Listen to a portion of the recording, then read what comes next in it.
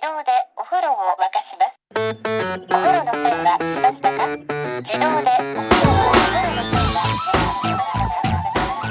Hello, and welcome to another episode of No Such Thing as a Fish, a weekly podcast coming to you from the QI offices in Holborn. My name is Dan Schreiber. I'm sitting here with Andrew Hunter Murray, James Harkin, and Anna Tashinsky. And once again, we have gathered around the microphones with our 4 favorite facts from the last 7 days. And in no particular order, here we go. Starting with fact number 1, and that is Anna.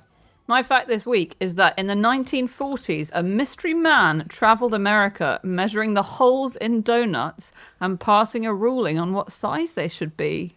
Pervert. I mean, it's got pervert written all over it. That didn't even cross my mind. And now I'm looking down all my research on this guy and questioning his motives. Yeah, I didn't as well. Why is he a pervert? What's going on? It's weird having an obsession with measuring holes and putting your mucky little fingers in there. And what are you doing? Why's he got mucky fingers? Because they got sugar on them because of all the donuts. We don't know he wasn't a good hand washer. In fact, we know almost nothing about him. What was he measuring the holes with? That's what I want to know. Come on, people. Okay, now I get it. Edward Velasco was a perfectly innocent donut aficionado. And this, I started looking into this because there's a picture that occasionally pops up online of a man who's holding up a big sign with 3 pictures on it. And the sign says, size of donut hole down through the years. And then there's 3 pictures of donuts in 1927, 37 and 48. And there are just all these reports in the late 1940s of this guy, Edward Velasco, going around America and announcing that donut holes will be shrinking. And that, he says, is because people were getting Doughnut dimples from handling the existing size, which I think meant if the hole's too big, you leave a dent in your donut when you dip it. Pervert. I'm sorry. This is just screams for. Also, this was the 1940s. Yeah. The world had big things on its plate. No longer. Nah, they've forgotten all that. It was 47. First half of the 40s was a very stressful time. It is all I'm was. saying. But second half was Donut City. No, you're right. It was. Maybe he was in the war. And spent, when peace comes, I'm going to get back to doing I love. I'm thinking PTSD. That was the most plausible explanation I found. Bullet holes, isn't it? Oh, yes, It's the D in PTSD for donut. I didn't know that. I did not know that. So there's a great photo, isn't there, of him holding up a board and he's pointing to 3 different donuts over the years. And that's the one. That's the where one I in that, started, exactly. right? And that photo, we have that thanks to a Smithsonian collection of donut ephemera, which is collected by Sally L. Steinberg. She is the donut princess of America, and she wrote a book. Self-appointed. Self-appointed. She wrote a book called The Donut Book: The Origins, History, Literature, Law, Taste, Etiquette, Traditions, Techniques, Varieties, Mathematics, Mythology, Commerce, Philosophy, Cuisine, and Glory of the Donut, which I found a copy of, and it is insane. It's an insane book, but it's so brilliantly researched. And she's the person who has this photo that we now know of as a result of her collection. If you thought the Smithsonian had very serious things in its collection, it doesn't. It has donut ephemera from this girl who was the granddaughter of that. I think the reason she calls herself a princess is because she was the granddaughter of Adolf Levitt, a refugee from Russia in the 1920s who made America's first donut machine. So it got called the Donut King, and she's his offspring. Because obviously Russia did away with their monarchy, didn't they, in the start of the 20th century? But they didn't figure for the donut monarchy, did they? Indeed. They were chasing him down for decades, actually. A lot of Stalin's resources went into tracking him down. He was supposedly inspired, so it goes back to the war, actually, where people would cooking biscuits and dough, and they were putting them on bayonets and giving them out to soldiers, so you would have the hole so that you could kebab it. Okay. There's lots of stories about how he had the inspiration. That's one that's mentioned. I think it's definitely true that they did have donuts in the war, though, isn't it? Yeah. In the First World War, they had the Salvation Army volunteers who went there on the front line, and they just went there to make various sweetmeats and cakes and stuff, but they realized that donuts, actually, you don't really need many ingredients for them. You don't need to bake them. You can just cook them in oil, so they're really easy to do right on the front line. And I think the popularity of donuts, people put it down to that because the servicemen came home and they kind of got a taste for the donut. Quite brave, these They were called the Dough Lassies, the Salvation Army, and there were some men in the tents as well, the Salvation Army tents, and plenty of women too. And they were sort of looking after the American soldiers, and sometimes they got shrapnel in the tents. They were that close to the front lines, and That's how sprinkles were born. Yep.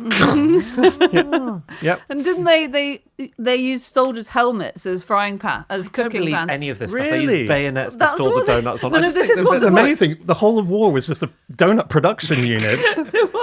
That was what it was for. Wait, is No one it a knows. bayonet charge they're doing, or are they just bringing us some lovely new donut? Is that jam? Or Open your mouths. Cross your fingers. No, they did. They said they used soldiers' helmets. They'd asked for a soldier's helmet to double up as a frying pan because they didn't have any of the equipment. Come at on. first. Well, this is what they claimed, but I don't believe these women because they also claimed Your catchphrase. there were two women who started it. Really, it was their idea, and Helen Purviance, who was one of those, another perv. Another perv, yep. Yeah. She wrote that in one day, her and her one colleague, Margaret, who were making these in their frying pans, using their shell casings as rolling pins, she wrote they'd make in one day 2,500 donuts, 100 cupcakes, 50 pies, 800 pancakes, and 255 gallons of cocoa, which, James, you've worked in catering. It's a lot. That's not possible. War catering, isn't it? Can we talk about the mad donut myth? I think this is not true of donuts in general. Okay, go on. Okay. Because I'm gonna counter it. I think it might be true. Oh, okay. Oh. Well, we're in New England. They had been brought over as olykoeks, which is the Dutch word meaning oily cakes, just cakes cooked in oil. And then in New England, there was a woman called Elizabeth Gregory, and her son was a ship's captain, and she wanted to feed him, keep him well fed at sea and all of that. And she put nuts in the center of the little cake she made. So there was dough in the middle, donuts. And supposedly her son, Hanson Gregory, put the hole in donuts because he was a ship's captain. He was at the wheel having one of his snacks. A terrible storm blew up. He was trying to control this big ship's wheel. He jams his donut on the wheel. Are you deliberately making up extra stuff now? This is the story. This is never he what he skewers it on the said. ship's wheel to control the donut while he's, helming the ship. Such makes total sense. What's going on? He's trying to control the ship and keep his lovely donut. I actually Yeah. think, Andy, that you were not going to go down any of this route. But as soon as I said that I believe it, you thought, right, what is the most ridiculous thing screw I could James. possibly say? But what's the back end of that story? They make it through the storm. He removes the donuts, and everyone goes, "What's that?" I think that's it. Is that it? He did claim that he had made the hole himself, but he claimed he'd done it on purpose rather than jamming it on the wheel later. Yeah. Yeah, with good reason, because it wasn't cooking properly on the inside. So I'm skeptical about Elizabeth Gregory putting the nuts in the middle, but I think he just said it wasn't cooking right on the inside. So I thought, take the inside out, and then it cooks right. I'm with Anna. I think the nut thing doesn't make sense because the word nut just means a cake, like ginger nuts or biscuits or whatever. But the fact that it was invented by him and he put the hole in, the dates do work. Okay. So it definitely was invented somewhere around New England, and it was definitely around that time when we first see donuts with holes in. And he was really proud of it. Like, Yeah. if he didn't do it, he really embraced the idea that he did. He Until definitely thought he did. he did, or he wanted to convince the world. And he would say, when an interviewer asked him in 1916, when he was 85 years old, how he felt about it. Was he pleased when he got the results of this first donut ever that he made? He said, was Columbus pleased when he landed in America? Incredible. What year was that? That was 1492. It was 1916, and I know what you're going to say. We had Yes. bigger fish to fry. Another period of total war. Which for America at the For time. America, a halcyon time of peace. Do you know the idea of Dunkin' Donuts? Very big in America. I'm not sure if it's massive here. Is it massive here? Do you mean the shop or I mean the act itself of doing okay. it. No, it's not. I don't think it is a big thing here. But in America, it was. And there's a lot of theories about who was the first person to do it, where it came from. It was a ship's captain Yeah. whose donut fell overboard during the Boston Tea Party. He was like, this is delicious. Well, the Donut Princess has put forward a few theories in the Donut book. One is that she said that it began in the Civil War. It was inspired by soldiers dunking hardtack into coffee. Hardtack being a type of biscuit that they would put in, or a cracker. But then there's this other theory that a Hollywood actress who was really big called Mae Murray, So namesake of you, Andy. She was sitting in a cafe. She was holding her donut and it slipped out of her fingers and fell into her coffee. And she picked it out. And the person with her did the same thing to make it look like it was intentional. And because so many people were watching, they went, wow, what's that? And it became a fad off the back of this famous actress. Wouldn't you love to be a person who was famous or respected or feared enough that you could do something really stupid and it became copied and trendy? The other day I was playing golf and someone said to me halfway around, oh, your flies are undone. Imagine if the next day you come into central London and everyone's got their flies done. That's the dream, isn't it? That does happen. And there'll be many examples of that. You know, in our a bit of behind the scenes inside baseball here, you know, our Google document where we put what subjects we've researched each week so that we don't go in different directions.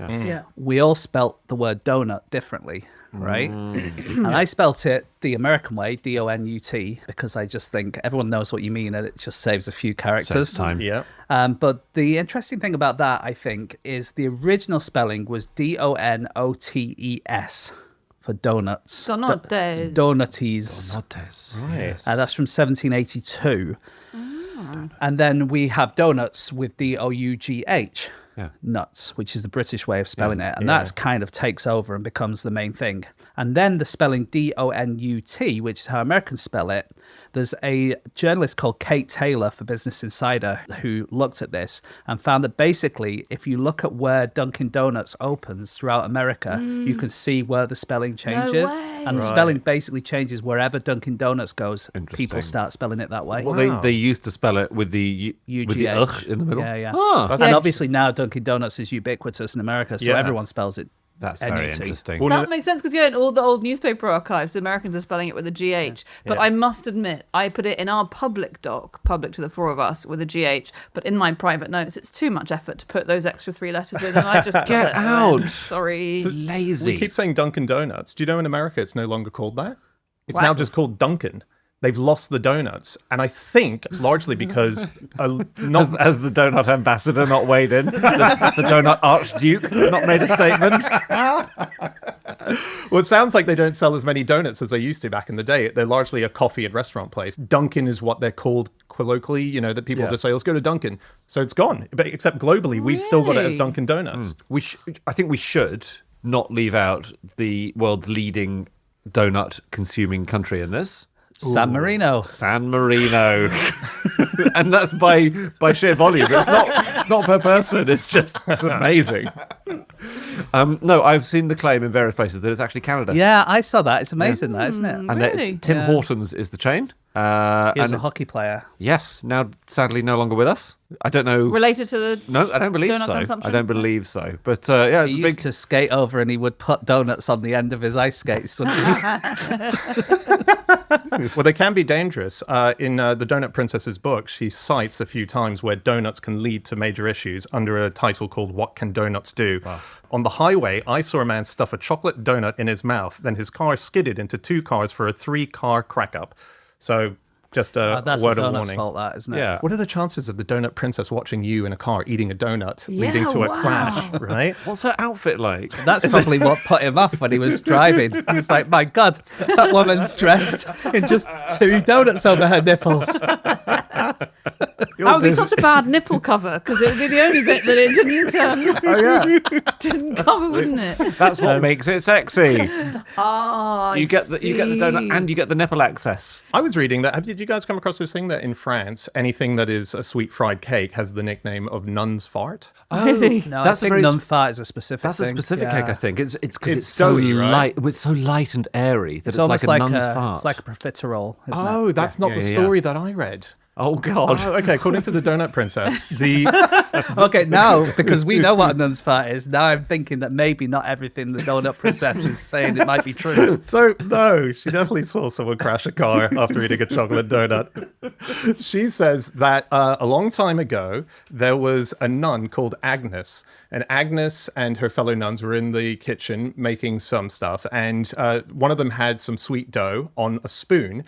And Agnes farted really loud, and it made the other nun laugh so much that she dropped the dough into the water with the oil in it, frying it. And what? This is the Smithsonian's leading donut ephemera expert who is putting this in her brilliant book. And so that became the byword for it. It was like it's a nun's fart because it inspired the dish. In which religious tract did the nuns record this for posterity? One of us has got to write this moment down. That's very funny. Yeah, I thought it was just because it was a lovely light cake, but now I realise it's because of Agnes, a specific incident. Oh my goodness, Agnes the nun. Why do cops like donuts? That's the myth, isn't it? Yeah, I In don't think it's a America, myth. they do buy donuts. They do. Why? Because they have like a deal. Do they get like 20% off every purchase? No. If you're on a stakeout, might be your last day on the force. Yeah. But you're having to sit out there for 24 hours while the hoodlums are doing whatever they do inside. That's it. Can you hang it around your gun? Is it so that it's... I was in the middle of a bit of whimsy here, Dan. Oh, sorry, I got too excited. They're tired, so they need to drink coffee, and what goes with coffee? Donuts. Well, not far off, actually, yeah.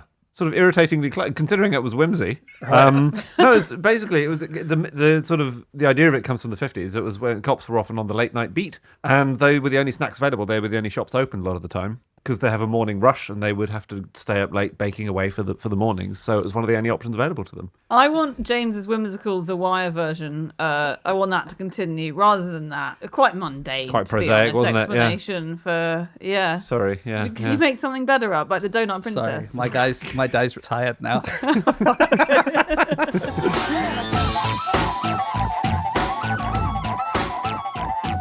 Stop the podcast. Stop the podcast. Hi everyone, I'd like to let you know that this week we are sponsored by Babbel. Yes, Babbel, the best place you could possibly go to if you are learning a new language. Babbel has 14 different languages that you can learn right now. Everything from Polish through to Dutch, Norwegian, Russian, Swedish. I mean, James, if you had to pick a random new language, what do you think you'd go for?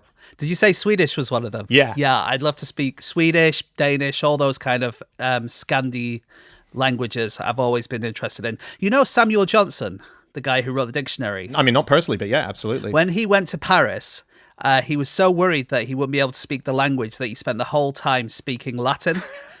And I feel like if I ever go to Stockholm, I might have to do that as well, unless I use Babbel, because Babbel is an amazing place to learn a new language. There were over 200 language experts involved in creating lessons that are voiced by real native speakers from the area. They've got tools to allow you to learn it in various different ways. You can listen to podcasts or little games that you can play. Whatever it is that might click with your brain to remember these words, they've thought of it and given you as an option. Absolutely. We've all used Babbel at various times, and I think you would really enjoy it too if you wanted to learn a new language. And so we are teaming up with Babbel to give you 55% off subscriptions. That's only for our listeners, and you have to go to babbel.com/fish. That's right. Go to babbel.com/fish and get up to 55% off. Rules and restrictions may apply.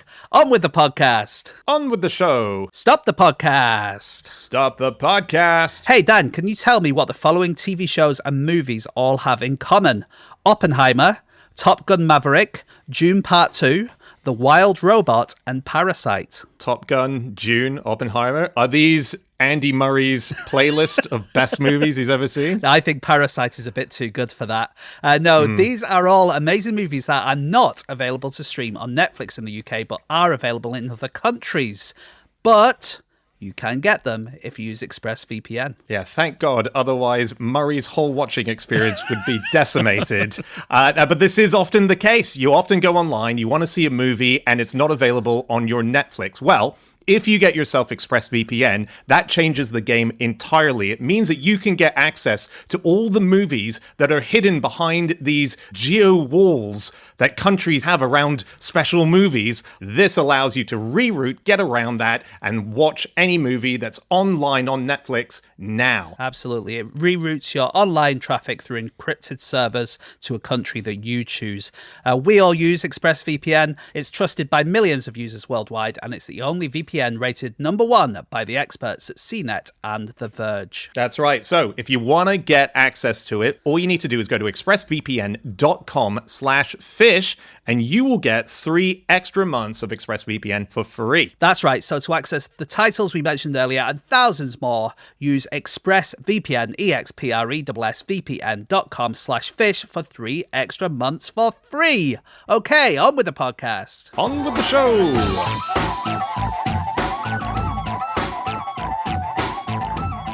Okay, it is time for fact number 2, and that is James.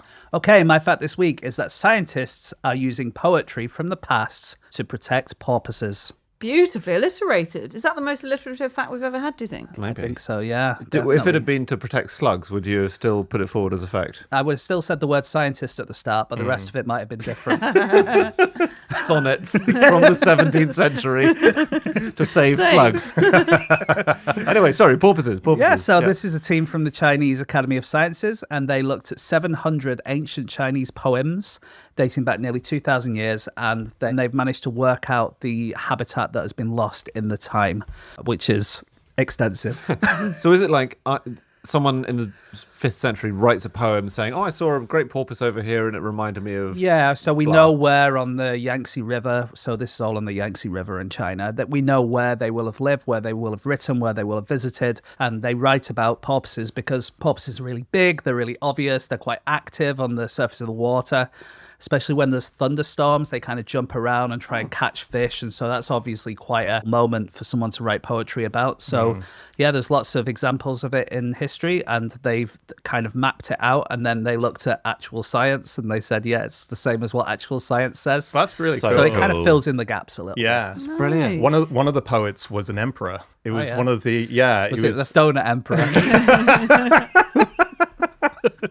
Qianlong. He was sailing across the Yangtze River, and yeah, he wrote, porpoises chased moonlight on silvered tides as dragons summoned storm clouds loom in sight. And that was used as part Very of the... cool. Yeah. And of course, dragons have died out now as well, haven't That's they? so That is one of the problems, because a lot of the things that people wrote were metaphorical. So you're not always... You have to kind of read the poem, understand the poem, and then work out, are they talking about a porpoise that they've seen, or are they talking about a long-lost love? Yeah, particularly in China, yeah. you're right. All of this stuff is like Qianlong himself. He had a concubine who was called the fragrant concubine, and she's... Doesn't say much for the rest of the concubines. So he met... I'll go for the fragrant one again, please, actually. Yeah. Well, he was overseas and he smelt her and he was like, oh my God, I've never smelt anything like you before. Sorry, he didn't smell her from overseas. Yeah, He was overseas. Yeah. Was she also overseas, though? They Yes, weren't on different obviously. He was next to her, guys. He was next to her. I'm imagining he sort of picks up her smell and like a cartoon character floats towards her. Well, he fell in love with her and he was like, I must make her one of my concubines. And the Right. deal was struck and she came back and she was bathed in camel's milk all the way as she was coming back to make sure that her fragrance remained there. She preserved the Yeah, fragrance. but then we don't know if she was real or not. That suggests that she smelled like camel's milk, doesn't it? Hang on, haven't wait, smelled what's the that. porpoise? And she was called known as the fragrant porpoise woman. In No. later I was times. saying that all these metaphors, dragons and so on, were used. Like even in his life, we have a concubine who's written about, and we don't know if she was real I or not. see. It's sort of He mythy did write stuff. that, yeah. Yeah. Yeah, maybe I've been misunderstanding poetry all my life so far, but sometimes when I read poems, I don't assume that it's all based in scientific historical facts. Well, it depends on the poet, doesn't it? Philip Larkin, if he says, I found a hedgehog, you sort of trust that. These ones are finless porpoises, aren't they? Yes. Which are very cool. They're, I believe, the only freshwater porpoise in the world. Every other kind lives out at sea. And porpoises are just a family of toothed whales, small whales, basically. But finless really gave me pause, and I was really surprised to read that. And it turns out they do. I was thinking they were just, like, how do they move? If they They're just like a sausage. they're just like a sort of grey sausage in the water. It turns out they just don't have a dorsal fin on their back. Yes. They do have flippers on the front. Interesting. Yes. Okay. Oh, Yeah. yes. Yeah, I see. I kind of find it really interesting and very surprising, having read this, that dolphins and porpoises are not the two most closely related animals to each other. Oh, Yes. what? Isn't What that do you weird? mean? Well, you would think that who is most closely related to a porpoise? A dolphin. Yeah. Absolutely. Right, okay. But yeah. actually, it's not that at all, is it? Who is No. it? A hedgehog. It's the other toothed whales. Yeah. Basically. Oh, really? Right. Yeah. Looks-wise, I feel quite bad for them because they're basically conflated with dolphins, and essentially they're like whenever they're described, they're like fat, snub-nosed, spade-toothed dolphins. That's why when you're like, what's the difference between a porpoise and a dolphin? It's like a dolphin has a beautiful, elegant long nose. Porpoise has this squashed thing. I think they're charming.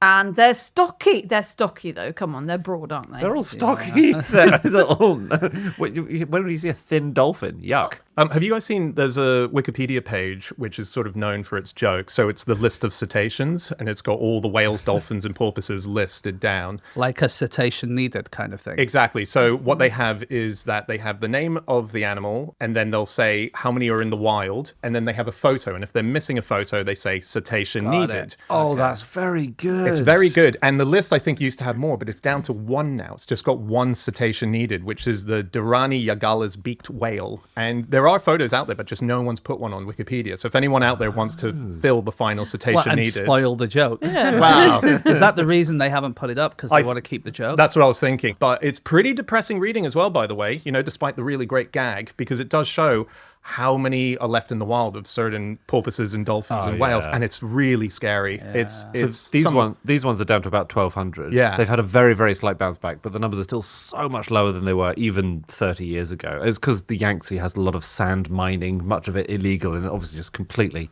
messes up their habitat, Yeah. The vaquita is probably the worst, right? Yeah. That's not in a good way. Yeah. There was, how many do we reckon? About a dozen?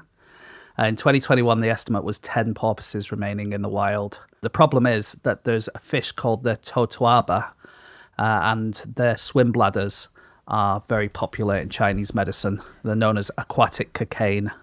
They go for like $50,000 per bladder. It's Whoa. mental. Wait. It's insane. Is that the vaquita related to that's the vaquita? a totoaba. So people fish for that fish, and then they end up damaging the vaquita. The fishing nets just happened. They're the same size, But basically. the vaquitas live off Mexico. Yeah.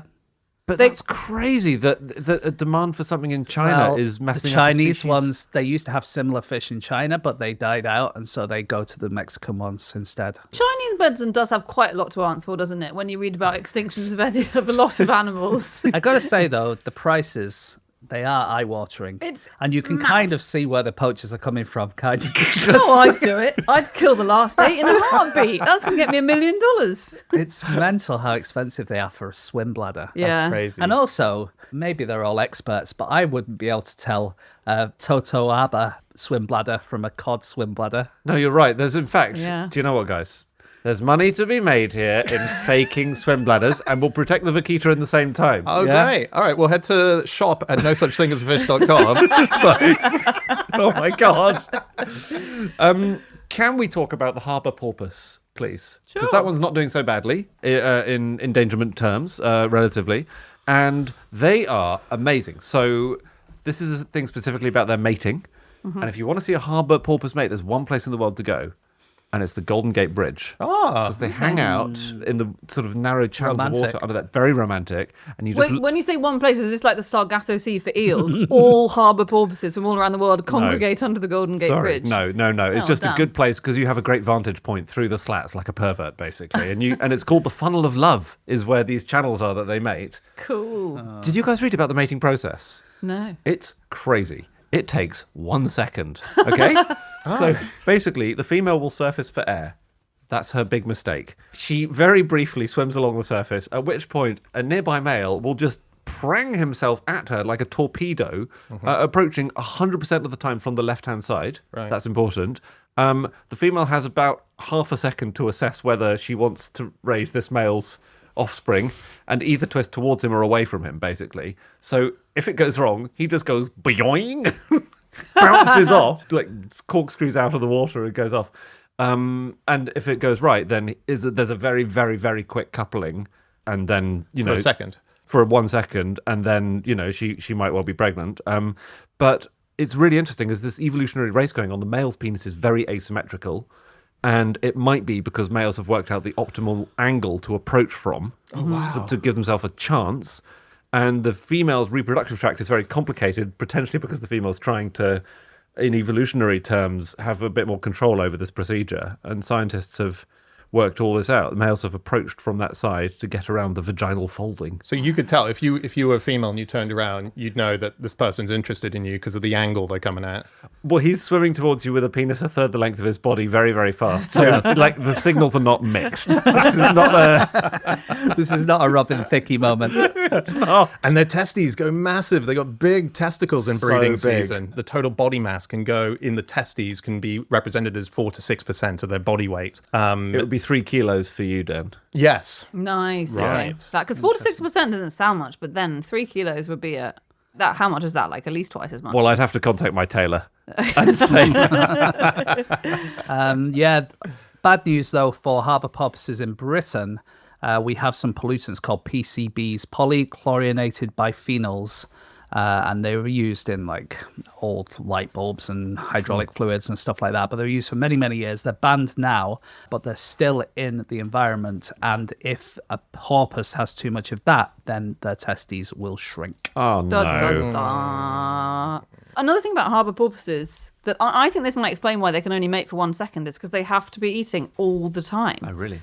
So they live in cold water, which requires lots and lots of energy, and they're quite small. And so they can only eat really small fish. And so they need just hundreds of them. And there was a study that found that they can hunt up to 550 fish per hour. Gosh. And they have a 90% hunting success rate as well, which I think is up there with dragonflies, which I think we've said are the most successful hunters. But yeah, if you're eating 500 fish an hour, you just don't really have time to do anything else at all. And you're saying they have to be eating just They have to be. maintain their body Yes, weight? I think they would lose 10% of their body weight a day if they didn't eat. So they die very quickly. They disappear. Gosh. I know. What an easy diet, though. Imagine if you were told you were going to lose 10% of your body weight a day if you didn't eat. It's a piece of piss. The Zempic of the sea that they've got in them. I can still imagine it getting to about 5 p.m. and me seeing that key lime pie in the fridge and thinking, I'll start tomorrow.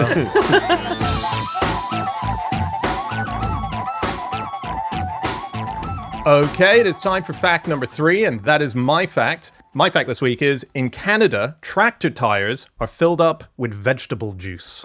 This is so interesting. It's a ballast thing. So you've got tractors with the center of gravity is way off and you could tip over. That's very, very dangerous. So you need to counter that weight. Now, so instead of putting air into these giant back tires, beet juice is something that is used a lot. And for various reasons. One is that in Canada it gets very cold. If you put water in there, that could freeze. So that's really bad for the whole tractor in its own right. So they use this because it can get really cold and not freeze. And you put a straw in. Nice little drink. There you go. On a cold day. I just want to say as well, like ballast is not just used to stop you tipping, it's to give you grip. So let's say it's a really muddy day or even an icy day and you want to get your tractor to go down a muddy field, then you need the weight in your tires to help you get grip. Yeah. Lovely. Ethylene glycol is used as well, but the problem is that is toxic. So if it leaks out of the tire, animals around who are eating it can die. So they don't like to use that. And then windshield washer fluid is used. That's very good as well. Really? Yeah, that's very good as well. So, I didn't think you got windshield washer fluid in that quantity. well, you don't really get juice in that quantity either. So you've got to go to specialist places Well, that's a to good get point. it. That's Yeah. a very good point. I think windscreen fluid is also flammable. Oh, cool. Right. I mean, not cool, but, you know. So that's another reason why you might want to go for the beet juice. Oh, Yeah. dangerous. There we go. I've retaken that. We should say, just a little shout out to the commercial name for this beet juice, which is Rimguard. Yes. The heaviest, Nice. the heaviest non-corrosive tyre ballast on the market. And I went to their website, and the two options are find a dealer of Rimguard or become a dealer. I was incredibly tempted to click option 2 and book it. Anyway, would anyone like to buy, if any listeners would like to buy 300,000 gallons of Rimguard, please contact I wonder me. why you came in such a big overcoat today. You want a bit of rim guard, mate? God, your rims, governor. Anyway, yeah. Tractors. Tractors. Invented, I think, in Britain. Ooh. Yeah. Couldn't agree more. Britain. All right. Probably the first version of them was you would get two traction engines, two big steam engines on either side of your field, and you put a big rope between the two of them, and then you would attach something to the rope, like a ploughing machine, and you would pull it from one side of the field to the other. And that was before we had any kind of like tractors like we know them today. I think that's a good shout. Yeah, traction engines. Yeah. Yeah. There's a real mystery about the tractor, which is why it took so long to catch on. And it comes up a lot in conversations about like what we can expect from With Andy. So it's often used in chats about like how long we should expect driverless cars to catch on. Why isn't AI moving as fast as we think it is? You know, a new technology comes along. Everyone says, as they did in the 1910s when tractors came along, basically like to mechanize farming. Everyone said, well, this is going to revolutionize farming immediately and completely replace horses. And incredibly, by 1942, in Britain, horses still outnumbered tractors by 30-1 on British farms. It took until the late 1950s for tractors to overtake horses. So that's like half a century. And it's an example of slow diffusion where everyone said, this is it, end of horses. Right. And actually, horses are just really good because they're flexible and they don't use up fuel. They don't use fuel. There was a depression, so people didn't really have the money to make the big tractor investments at the time, but they did have the money to employ some bloke to look after the horses because labour was cheap. They weren't that good at first. Like, they didn't have pneumatic tyres, so they just sank in the mud quite a lot. Right. Yes, the tyres were solid rubber or solid metal in some cases. They were not very useful. This is a really interesting thing about the change it made. So in 1910, the USA had 25 million horses and mules on its farms. By 1960, there were 3 million left. So that is a huge decline. And they'd been replaced by 5 million tractors because one tractor can do the work of lots of horses, basically. Well, in 1963 million, I find still really surprising. Yeah. That's that but, many. I mean, America's big, isn't it? But in 1910, this is the other thing that tractors changed. 1 in 3 Americans worked on a farm.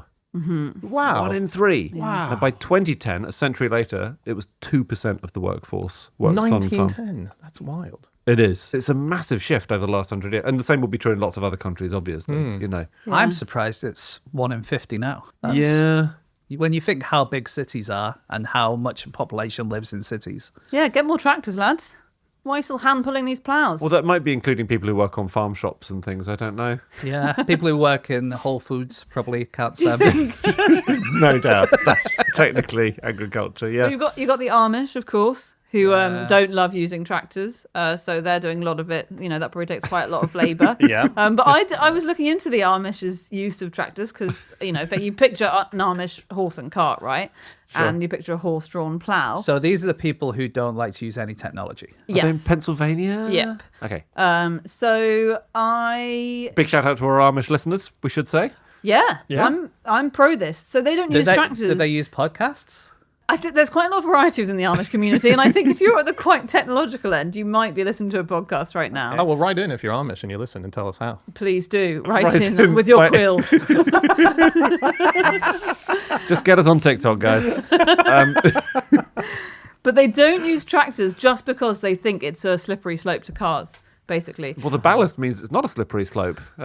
Maybe they haven't discovered the vegetable oil, in which case. So there's lots of Amish websites that say you'll have a tractor on your farm and it'll run little errands. It'll carry hay bales around. It will fill up silo, but don't use it in the fields because then you'll get a taste for how good they are at driving. And the next thing is you'll be on the roads. And actually a lot of Amish people use the old tractors with just the metal tyres because they really damage roads. Right. So that's to remove the temptation. So if you've just got metal, what are they called, those spikes that you have for proper traction on old metal tyres? Winter tyres? Lugs. Then you can't get onto a road because you'll ruin it. So you're stuck in your field. Right. Anyway, I thought, that's interesting. That's certainly how I got into driving. I started in a tractor and now I'm knee deep in Maseratis. It's a nightmare. Well, that's the original Lamborghini was a tractor. Right. Yeah, so Ferruccio Lamborghini founded his tractor company way before he founded it as a car company. See, slippery slope. They still make them though, because on do, Clarkson's farm he has a Lamborghini tractor. Yeah, and he got really rich after selling a lot of them, and so he started buying nice, expensive cars, and he bought a Ferrari, and he was really annoyed with how the clutch worked in one of his Ferraris, and he was also really annoyed that when he pointed it out, the sales team were just really bad with him. So he got into an argument with Enzo Ferrari and said, "You need to make this better," and he said, "Go away." And so he went, "I will, and I will invent my own car, which is a better version of your car." So the Lamborghini was built to spite the Ferrari. It's a so proper interesting. rivalry, but it started with tractors. I read a guy, there's a book called Lamborghini Supercar Supreme, which was written by like a big historian of this time, and they think, even though Lamborghini said that this is what happened, and even Ferrari said this is what happened, they reckon it probably didn't happen, and it was all marketing stuff. That's Why kill the joy of the story? I know, I'm accept- sorry. We can accept that these two people might have elaborated Yeah, on this yeah, story, yeah. but they've said it. and then they attached donuts to the exhaust pipe. Lamborghini, a lot of these people actually started because they were into car racing. And Lamborghini was into car racing for a very short amount of time. He entered one of his early cars into the 1947 Mille Miglia road event. And 2/3 of the way through the race, he crashed into a cafe and never raced again.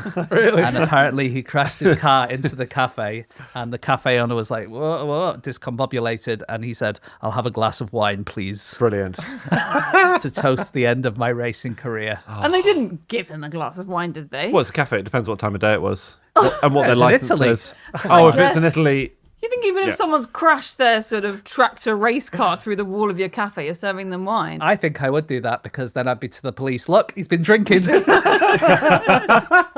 Yes. But I think all of these are kind of slightly exaggerated. They're all stories. terrific. They're all worthy of the donut princess herself. Can I talk about my tractor hero? We've all got one. Okay. Robert William Thompson. He was a Scottish engineer. He made the first mechanical road haulage vehicle. It was a steam traction engine. So he invented the pneumatic tyre in the 1840s, really before there were decent roads for a pneumatic tyre, also before there were cars, and in fact, really before there were bikes. So he had invented something that the world wasn't yet ready for. Right. Running around with a steering wheel, going, anything I can do with It's going to this? change the world. And he invented it, but there was a lack of demand, as I've said, and the rubber was really expensive, so he couldn't make it commercial. And so he went off and invented the self-filling fountain pen instead. Wow. He was such a great inventor and engineer. And he had invented these tyres, and he tried them in Regent's Park. There was a big trial of two carriages next to each other, one with pneumatic tyres, one without. And the pneumatic tyre one was much nicer to ride in and much more smooth and comfortable. But yeah, there just wasn't the demand. If you, like, let's say you know how to make cars, which I certainly don't know how to do that, but a lot of people do. And you think, okay, well, I've also made a time travel machine. So what I'm going to do is I'm going to go back to the time before cars, and I'm going to make the first car, and I'm going to be, my kids will be billionaires. You can't go back too far, can you? No. You have to go back to the time just before the first one was made, because if you do go back too far, they don't have roads. You're Yeah. right. The conditions need to be Yeah. in place. Otherwise, you then have to invent the road, and you don't know how to invent the road. As luck would have it, you brought a fountain pen with you.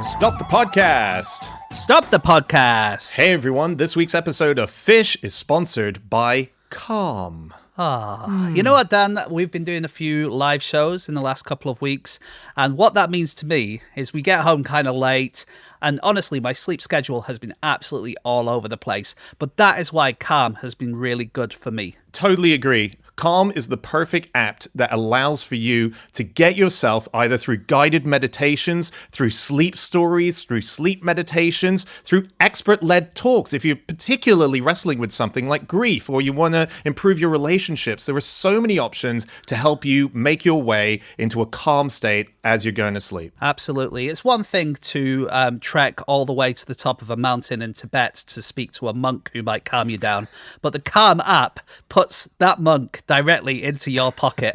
They have over 2 million 5-star reviews, and they can really help you to stress less, sleep more, and live better. And Calm has an exclusive offer just for listeners to our show. You could get 40% off a Calm premium subscription at Calm, that's CALM.com/fish. That's amazing value. Amazing value. So get yourself the Calm app. And as James says, you can do that by going to calm.com, that's CALM.com/fish for 40% off unlimited access to the entire library. Do it now. Okay, on with the podcast. On with the show.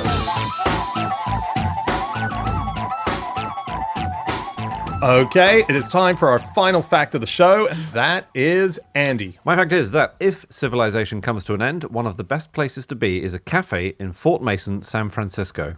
Is that so you got a good view of the porpoise shagging? You've got to have to occupy yourself in the after times. That's going to be one of the few things that is entertaining. No, this is quite a cool thing. It's a library that's called the Manual for Civilization, and it's a collection of 3,500 books, basically, which contain the operating instructions for Earth, how you would start civilization again from scratch if you had to. And it's run by this organization called the Long Now, who are they're quite sort of eccentric, but they say we need to be focusing on the next 10,000 years. You know, we've got problems which are immediate, but actually we've got to preserve civilization. Yeah. I'm not going to do my recycling because what's going to happen in 10,000 years? Yeah. Exactly. So it was a phrase that was coined, I think unknowingly, by Brian Eno, the musician. He was talking with Stuart Brand and a few other guys who were the founders of the Long Now, and they were saying all this stuff about, remember how back in the day people used to talk about the year 2000 and all the what's going in the year 2, and we don't do that. We don't talk about the year 3000 in the way that they would talk I think about. not much has changed, but we live underwater. Such an I think enormous... philosophers have talked about this for years. That's a huge change as well. The infrastructural changes. How do you mean not much has changed? How do trains work underwater? What are you saying? Okay, Buster's been talking about it, but not many other people. But yeah, so like in the Long Now Foundation, for example, we're not living in the year 2025. We're living in the year 2025. Which I really like. Yeah. It's quite teenage to do. Like, they were founded in 1996. Yeah. I mean, everything that I read about these guys, it does sound like teenagers who have just read a book for the first time going, but dude, what about this? Well, Stuart Brand, the founder, he's part of that old counterculture America. He was part of LSD and all that. He had these big hippie ideas of changing the world. And so those little things, I think they were a bit sort of hippie-ish in their ideas. Yeah. I mean, it's a very good thing to be focusing on, obviously, and it's largely what responsible people who look to the future do focus on. But what I quite like is that this cafe, which has the big library in it, doesn't it? So the cafe is called The Interval, and it was founded with such great ideals. And it reminded me a little bit, and I say this with complete fondness, of QI actually set up its own bar many years ago. And I'm sure many other people who've done this thought, I'm going to set up a cafe, but the idea is that everyone's going to have amazing conversations. So the idea of this cafe is everyone will be discussing topics relating to long-term thinking, how to save the world in 10,000 years.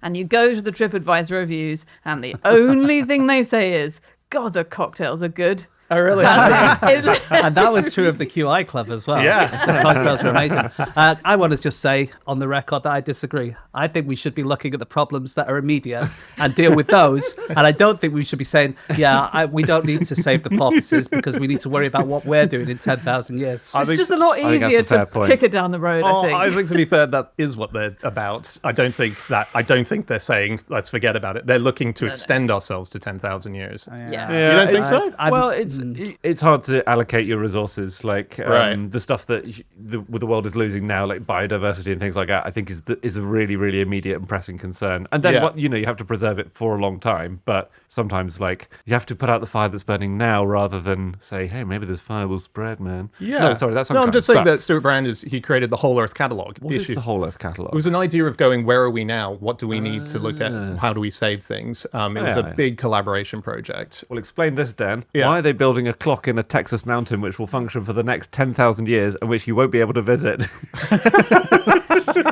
Well, you mean the one that was conceived by a millionaire, funded by the world's richest man, and built in his private space pod inside his mountain? That's right. Yeah, that does sound like it'll help us in the long term. Okay, guys, when you put it like that, now I sound like a horrible. No. Jeff Bezos has funded it. It's simply called The Clock. And That's not what I call him.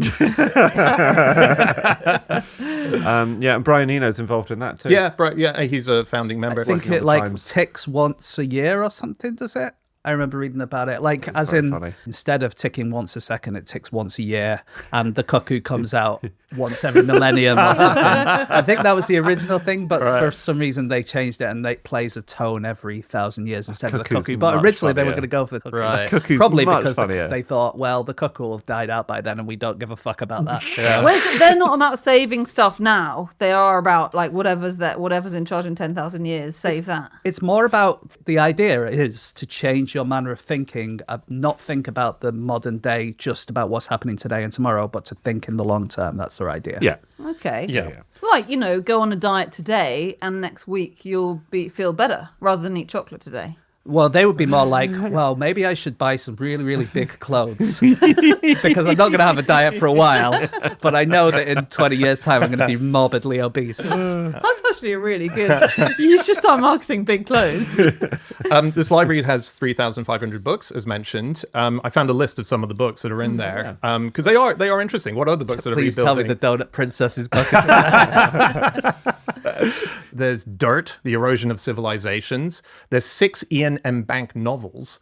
They have quite a lot of sci-fi, as you might expect from some sci-fi thinkers. But I was talking to a scientist the other day who said that a lot of scientific ideas are inspired by reading nothing but science fiction. So they're valuable things, I think. Completely, but I think they haven't chosen all the books yet. As of the year 2014, they only had about 1,400 nominations for their library, and of those, 200 were sci-fi. And I just think if you need a book on like how to build a water wheel, and you've accidentally got all 5 Dune novels in your, Well, Dune is in there. I know, of course it's in there. They will be useful for kindling. Yeah, that's true.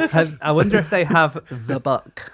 Ooh. Have you guys heard of The Book? No. What's that? This was the 3rd most successful Kickstarter campaign of all time. It's a book that I own as well. I have one. It's 2.3 kilograms, so almost as heavy as Dan's testicles if he was a porpoise.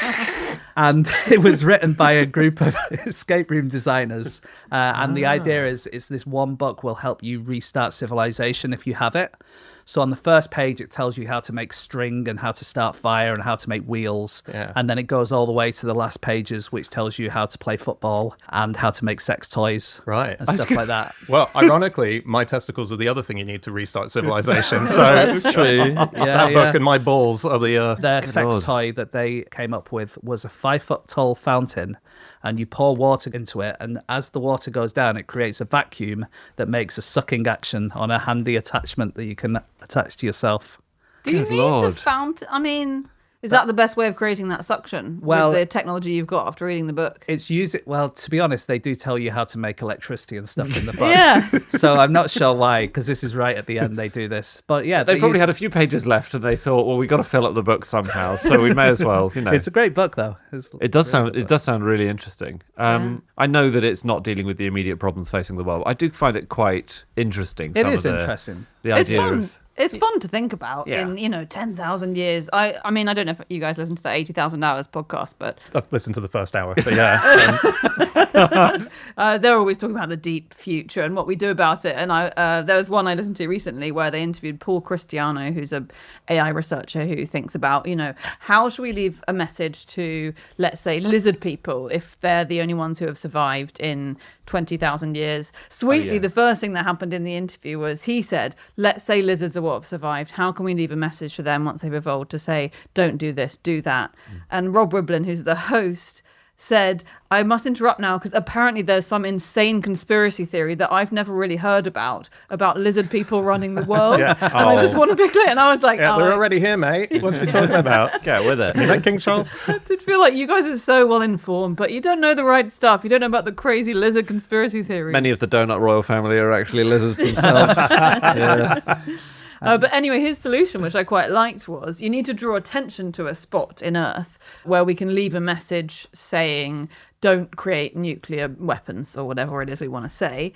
And Paul Cristiano's suggestion was there's this massive magnetic anomaly in Russia. So if we're talking tens of thousands of years in the future, anything that you carve on a rock or a big structure you make will have like descended into the earth, or tectonic plates will have moved. But magnetism doesn't really change.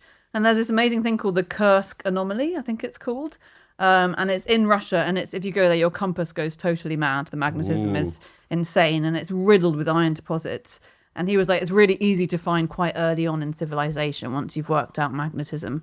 Go there, and then we can encode just draw loads of maps there of leave them that message. Yeah. Have we checked that magnetic anomaly for messages from previous civilizations? What a good point. Yes, Shit. we actually have. I've got a book called Ancient Aliens, which is... I think it's kind of interesting. Like, let's say humans die out, as is probably likely over a long period, right? But then some other animals don't die out. Then what will the next big species be? Yeah. Like the lizards, obviously, they've had their go with dinosaurs, really, arguably, right? Is it a turns-based system? It's turns-based. Well, we've had lizards, so we've had a mammal.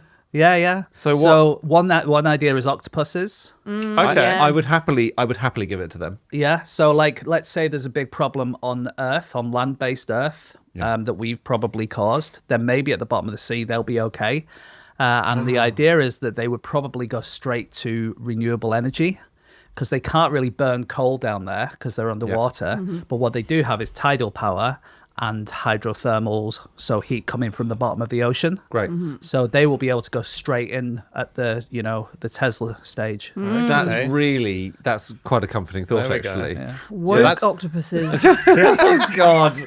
Oh, you'll be one of the right-wing octopus journalists saying, what's wrong with good old-fashioned coal? That's the missing lyric from the Busted song, isn't it? Not much has changed, except we are now ruled by our octopus overlords. You've got to cut a verse, lads. This is really an important verse. No, cut it. It doesn't play well with the 18 to 24 market. Cut the octopus verse. Okay, let's say we're going to the stars then. Okay. You need a crew of mission which takes dozens of generations, right? How many people do you need on your spaceship? Feel like I kind of want to go on my own. Okay. I'm not sure I could last the journey. That's the octopus mindset. You're going to love the antisocial octopus age. Talking to other people. Well, yeah, for like tens of thousands of years. Well, you'll die at but some is he point, which is repopulating? that's the consolation. Probably quite early, given what my crewmates will think. James, can you just pop in the airlock and get? I've dropped a contact lens. I just wondering if you thought we find it. No, so basically the mission lasts many generations. Sorry, that's the thing I missed out. I see. It's going to take centuries and centuries and centuries to get to the planet that we've picked as our new home. So is the question, Andy, sorry to interrupt, is the question, how many people do we need so that we don't die out from inbreeding? Bingo. Right. Yeah. Bingo. Okay. Yep. Yeah. Okay. Like 4? So, I mean, if you have a child with your cousin, it's basically fine. Yes, they will have children at some point, though, won't they, Anna? You've not thought this through. It's exactly. That's okay for one generation. Yeah. And then it gets progressively worse. Yes. Yeah. As the ancient Egyptians will tell you. Yeah. You've got to go for 6,000 years. See, I'm a short-term thinker. Absolutely. I've got to You're get not, along now. You're not welcome. I'm going to go around 100. Dennis? 2. Just me and my sister. There's going to be incest at some point. You might as well get it over with Let's early. nip it in the bud. Let's. One of you is right, and it's obviously James. This is the easiest game show ever when you're up against two idiots. Send me and Dad somewhere else, though, honestly. Make sure we're not on the ship. I don't think we're sending you to one of the good planets. Like, Anna and Dan's weird incest mission. You're not going to get a plum posting.